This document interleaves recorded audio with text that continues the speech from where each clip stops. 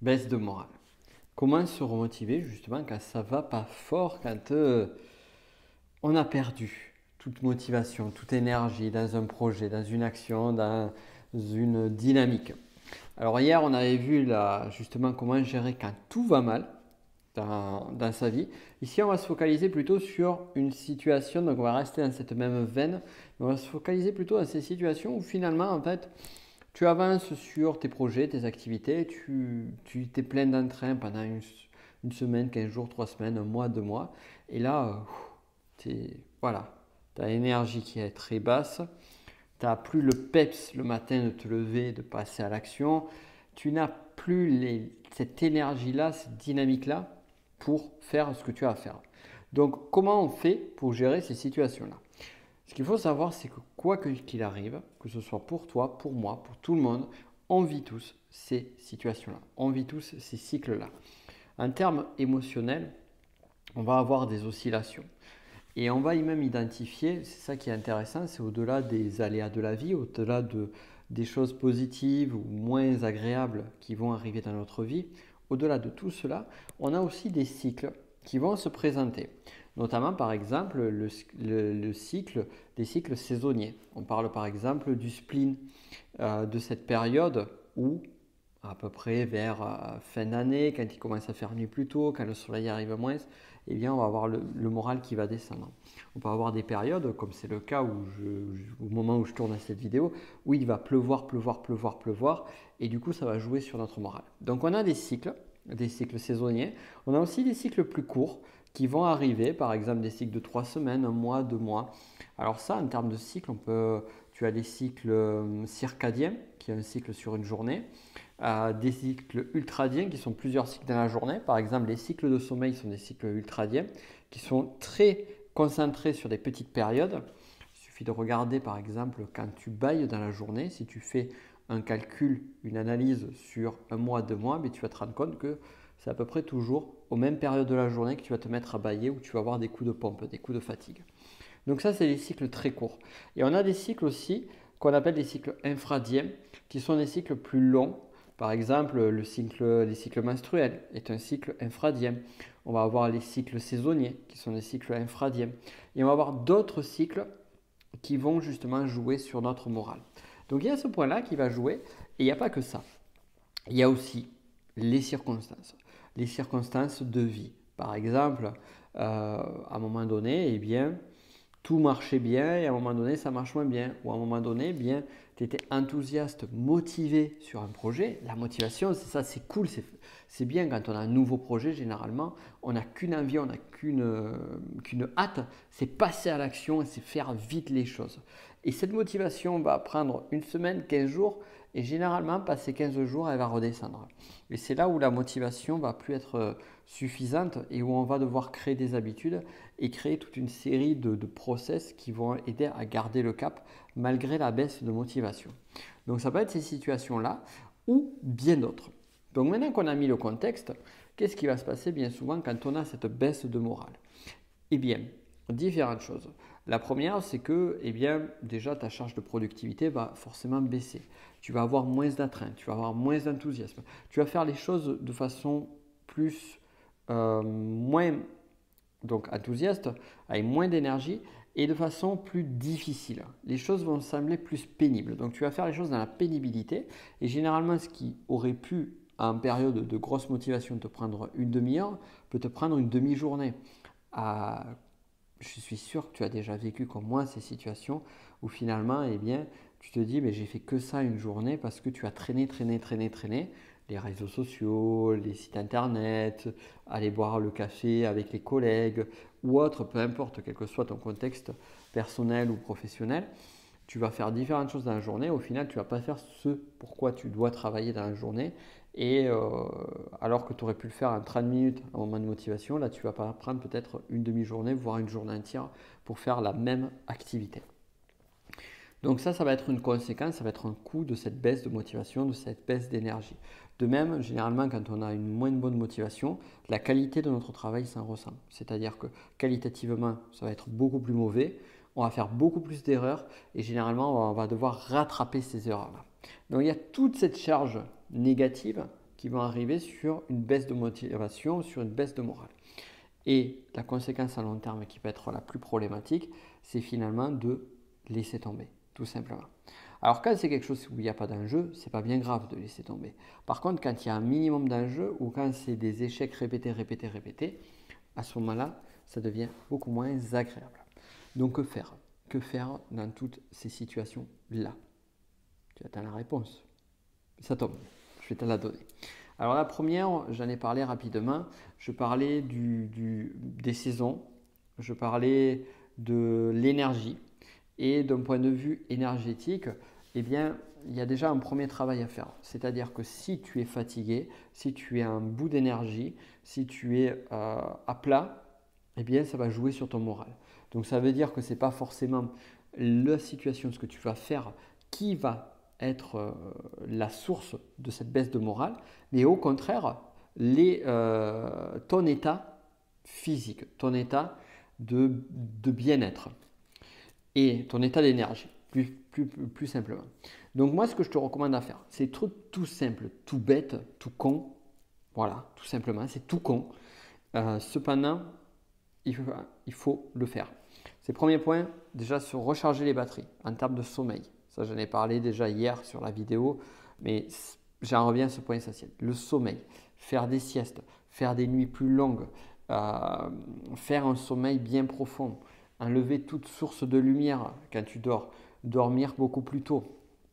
Rien que pendant cette période-là, le fait de travailler sur la recharge en termes de sommeil va t'aider. L'autre point, c'est le soleil. Dès que tu peux faire des cures de soleil. Donc forcément quand il pleut, quand il fait gris, tout ça, et c'est aussi pour ça que l'hiver, eh bien, on a une baisse de morale, parce qu'il y a beaucoup moins d'énergie du soleil. Donc si on peut arriver à récupérer cette énergie-là maximum, eh bien autant le faire. Dès que tu as un rayon de soleil, dès que tu as moyen de sortir, de prendre des bouffées d'air, d'oxygène, fais-le.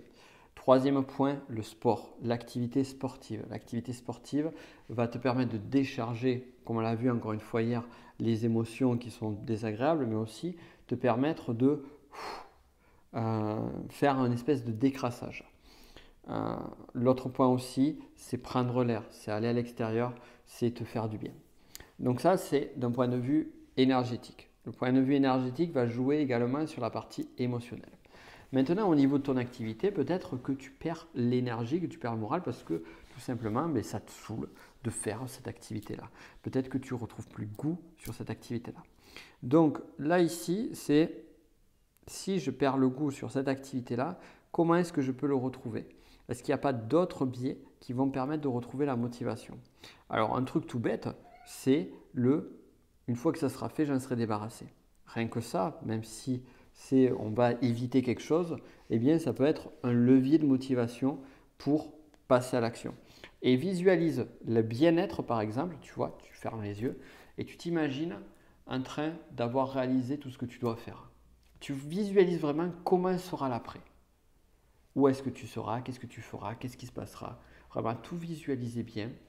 Qu'est-ce que tu entends, qu'est-ce que tu vois. Donc tu utilises bien tout cet accès de visualisation avec du visuel, de l'auditif, du kinesthésique, bref, je ne vais pas rentrer dans la partie plus liée à la visualisation, mais tu fais ça, et une fois que tu fais ça, et bien du coup, ça va te redonner un gain d'énergie en te disant, je vois le bénéfice que je vais avoir à faire mon activité, à passer à l'action, donc autant que je fasse ça, après, j'en serai débarrassé. Ça, c'est un très bon point. C'est un très bon point qui est tout bête et qui marche.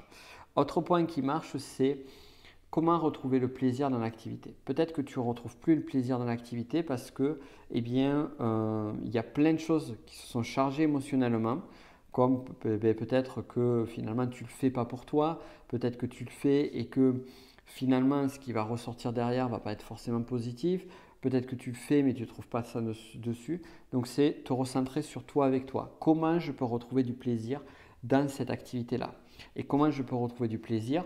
Tu peux le faire de différentes façons. Comment je peux retrouver du plaisir à l'idée de réaliser cette activité-là?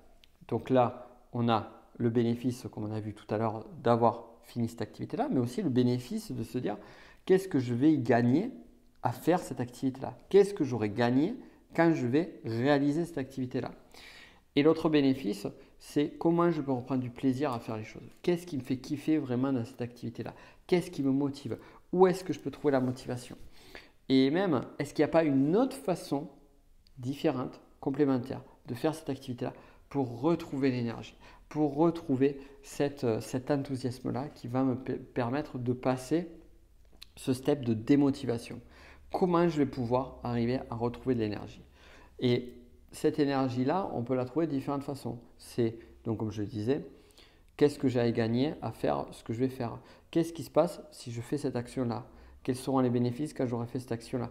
Qu'est-ce qui se passe si je ne fais pas cette action-là? Aussi, la peur du retour de bâton, de ne pas faire les choses, peut être un levier de motivation. Ce n'est pas forcément le levier de motivation le plus agréable, mais il marche. Il marche clairement. Donc là aussi, si je ne fais pas ça, qu'est-ce qui va se passer? Et là, on se rend compte que le fait de passer à l'action, on aura plus de bénéfices qu'à laisser traîner les choses. Donc, à perdurer cette procrastination-là. Et si tu travailles sur ça, sur travailler sur la motivation à faire les choses, à retrouver du plaisir à faire les choses, la motivation à te dire, une fois que ça sera fini, qu'est-ce que je vais gagner à ça? La motivation à se dire, si je ne fais pas ça, qu'est-ce qui va se passer? Et également, aussi au-delà de ça, c'est toute la partie énergétique, comme je te disais, le sommeil, le bien-être, le repos, des activités loisirs, du sport. Et là déjà, ça va t'aider à passer ce cap difficile qui, encore une fois, peut t'amener soit à perdurer quelque chose de désagréable, à perdre du temps, à perdre de l'énergie, à revenir, à faire de nombreuses erreurs sur ce que tu vas faire parce que tu vas mal le faire, ou pire encore, laisser tomber et avoir les conséquences négatives à ne pas passer à l'action. Donc voilà déjà pour une idée générale. Comme je te l'avais dit hier, et il ne reste plus trop de temps, il reste moins de 24 heures. Je t'ai fait un pack de 3 formations avec, je me suis trompé hier quand j'ai dit c'était une réduction de 294 € si je ne me trompe pas, sur les packs des 3 formations. Sur ces 3 formations, tu vas trouver des super compléments à cela. Avec la formation inarrêtable, surtout celle-là, elle va bien en lien avec ce dont on a parlé aujourd'hui, c'est-à-dire comment être inarrêtable, comment être instoppable, comment faire en sorte que quand tu es dans les galères, quand tu es dans des situations qui sont pénibles, eh bien, tu continues à avancer, tu continues à retrouver la motivation, à retrouver la hargne. Un peu comme Rocky, moi j'aime bien le personnage de Rocky, qui tombe au sol, qui se relève à chaque fois. Tu sais, ces personnes qui à chaque fois qu'elles tombent par terre, elles se relèvent. Faire preuve de résilience. Je tombe, mais à chaque fois que je tomberai, je me relèverai, je serai encore plus fort à chaque fois que je me relèverai. Comment dépasser ces difficultés-là? Parce qu'il y aura forcément, à un moment donné, une difficulté, tu vas forcément te rencontrer à être confronté à une période difficile. On le vit tous. Il ne faut pas croire qu'à un moment donné, tous ceux qui réussissent, eh bien, ils l'ont eu facile. Et tous ceux qui se plantent, c'est parce qu'ils ont eu des galères sur le chemin. Non, tout le monde a des galères sur le chemin. Tout le monde, à un moment donné, a une épreuve du feu à passer. Tout le monde a ces moments-là. Et à ce moment-là, qu'est-ce que tu vas faire? Comment tu vas réagir? Et justement, c'est ton mindset, ta façon, ton attitude qui te permet de passer ça. Donc, sur Inarrêtable, on va voir ça plus en détail. Encore une fois, c'est une méthodologie, c'est même toute une série de conseils, de techniques, de pratiques que j'ai mis en place moi dans les périodes, on va dire des périodes assez sombres justement où c'était difficile pour moi. Comment j'ai fait pour m'en sortir et comment j'ai fait justement pour synthétiser ça et pour arriver à le transcender en quelque chose de meilleur. Donc Inarrêtable te donne ça. Après, tu as comment surfer sur la courbe du deuil. C'est en gros comment vivre des situations difficiles. Donc ça pourra t'aider, que ce soit aujourd'hui, demain. Il y a toujours des situations comme ça, perte d'un être cher, comme je le disais hier.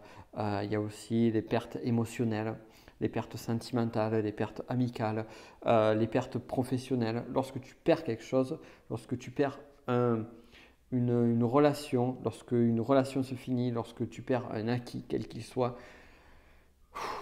il y a tout un circuit émotionnel désagréable avec le déni, le marchandage, la colère, la tristesse, la peur. Comment on fait avec ces émotions-là? Comment on gère ces situations-là et comment on arrive à transcender ça? Parce que le but du jeu, ce n'est pas juste de passer au travers de ça, mais d'en faire une force. C'est de la difficulté, la galère, à en ressortir le meilleur. Et enfin, le troisième point, troisième formation, stratégie Bolt. Si tu ne la connais pas déjà, cette formation, c'est de la visualisation, c'est une technique en gros comment transformer un rêve en une réalité. Comment arriver à penser grand. Si tu continues à penser petit, tu auras des petits résultats. Donc comment penser grand pour avoir réalisé de grandes choses. Et pour ça, il y a un mode d'état d'esprit qui est d'arriver à ouvrir un grand sa vision des choses. Généralement, on a une vision qui est avec des œillères, un peu comme les chevaux, où on n'arrive pas à voir tout l'éventail de possibilités qu'on a autour de nous. On se limite, on s'auto-limite nous-mêmes. J'en parlais pas plus tard que ce midi avec un ami à moi et on se disait justement notre plus grand frein, c'est nous-mêmes. Et lorsqu'on a compris ça, on sait que voilà, on est aussi notre plus grande opportunité à passer au step d'après. Donc tout ça, tu vas le retrouver sur ce pack de formation avec une réduction de malade mental de ouf. Et c'est en dessous le lien. Et dans tous les cas, j'espère que cette vidéo aura pu, cette vidéo peut t'aider un maximum. C'est toujours, c'est vrai, je dis souvent ça, j'espère que cette vidéo aura pu t'aider. Mais en fait, les conseils que je te donne, ils peuvent t'aider et ils t'aident. Le seul truc qui fera que ça marchera ou pas, c'est la mise en application. Donc, je te souhaite, on va reformuler mieux, je te souhaite de mettre en application un maximum les conseils que je t'ai donnés ici et plus encore les conseils que tu découvriras sur ce pack de formation. Et à très vite. Ciao.